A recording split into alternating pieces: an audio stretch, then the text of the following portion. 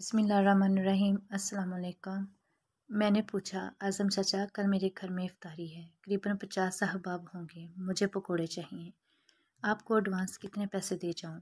चाचा जी ने मेरी तरफ देखा और सवालिया नज़रों से मुस्कुराए। कितने पैसे दे सकते हो? मुझे ऐसे लगा जैसे चाचा जी ने मेरी तौहीन की है। मुझे एक अरसे से जानते हुए भी ये सवाल बेमहल और तस्हीक थी। मैंने असल कीमत से ज़्यादा पैसे निकाले और चाचा जी के सामने रख दिए। चाचा जी ने पैसे उठाए और मुझे देते हुए बोले, वो सामने सड़क के इस पार इस बूढ़ी औरत को दे दो। कल आकर अपने समोसे पकोड़े ले जाना।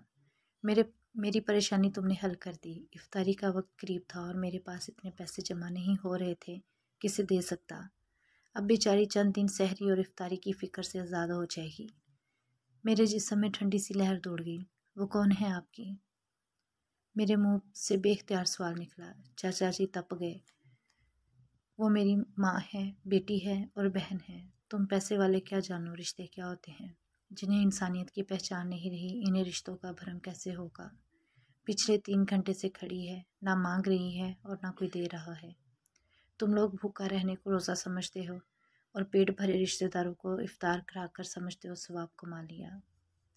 अगर रोज़ा रख के भी एहसास नहीं जागा तो ये रोज़ा नहीं, सिर्फ भूख है, भूख। मैं बोझल कदमों से इस बुढ़िया की तरफ जा रहा था और सोच रहा था, अपने ईमान का वज़न कर रहा था। ये मेरे हाथ में पैसे मेरे नहीं थे, गरीब पकोड़े वाले के थे। मेरे पैसे तो रिश्तेदारों को उस्तवार कर रहे थे। चाचा जी के पैसे अल्लाह की रज़ा को हासिल करने जा रहे थे। मैं सोच रहा था कि इस बुढ़िया में माँ, बहन और बेटी मुझे क्यों दिखाई नहीं दी। काश मैं भी चाचा जी की आँख से देखता। काश तमाम साहबान हसीयत भी इसी आँख के मालिक होते हैं। वीडियो पसंद आए तो लाइक करें और चैनल को सब्सक्राइब करें।